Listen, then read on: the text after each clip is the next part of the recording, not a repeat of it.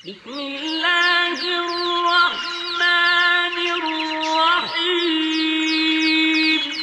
إن الدين عند الله الإسلام.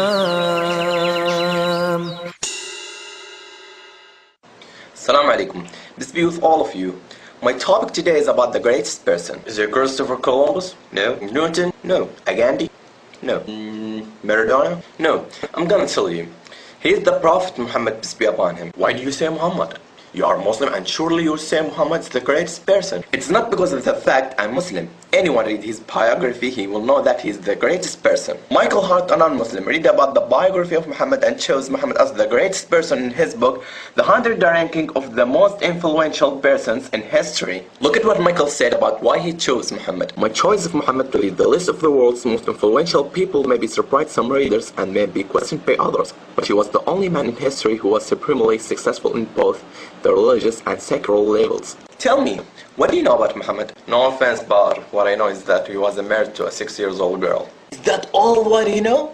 You know that the people who are trying to warp Islam are telling you that it was a flaw. Let me clear that up for you. Was it blemished that Muhammad had married Aisha who was 6 years old? The Prophet Muhammad married her when she was 6 years old, and he consummated his marriage when she was 9 years old. I will respond to you from a Christian perspective. Joseph, Virgin Mary's husband, was 90 years old, and Virgin Mary was 12 years old. From the scientific perspective, most girls start their sexual maturity from 8 to 9 years old. Girls who live in hot countries sexual maturity faster than the girls who live in the other places. From the Islamic perspective, Aisha was engaged to someone else before she was engaged with the Prophet Muhammad. That means she was able to marry at that time. If there was a wrong or blemish, the unbeliever of Quraysh would have criticized Muhammad, because the unbeliever of Quraysh hated Muhammad. The most of you don't know truly about the Prophet Muhammad. You just heard about Muhammad from those who tried to warp Islam and Muhammad as evil subjects. Did you hear about his mercy? Look at this example of his mercy. In the day of conquest of Mecca, the day of triumph for the Muslims, the Prophet Muhammad turned to an unbeliever of Quraysh and he said, "Oh Quraysh, what do you think of treatment that I should accord you?" And they said, "Noble brother, a son of noble brother." Thus an unbeliever of Quraysh who killed his friends and tried to kill him and agonize his friends. And the Prophet Muhammad peace be upon him said, "No reproof against you this day. Go your way, you are free." What's the mercy?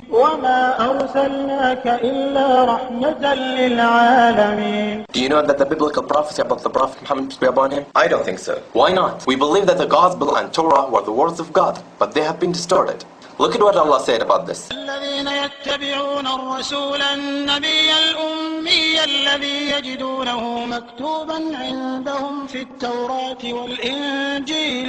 Allah told us here that the old books prophesied the Prophet Muhammad peace be upon him. Can you show me this prophecy? Okay, sure. In the book of Deuteronomy, chapter 18, verse 18, when God spoke to the Prophet Moses peace be upon him, "Will raise them up a prophet from among their brethren like unto thee, and will put my words in his mouth, and he shall speak unto them all that I shall command him." To whom does this prophecy refer? Jesus. Jesus? Is Jesus like Moses?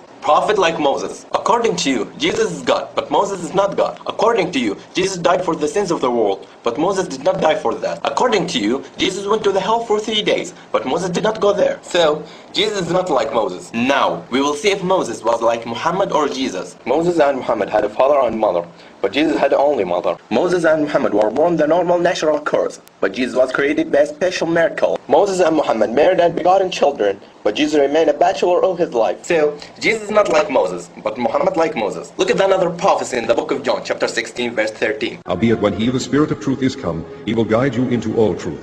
For he shall not speak of himself, but whatsoever he shall hear, that shall he speak.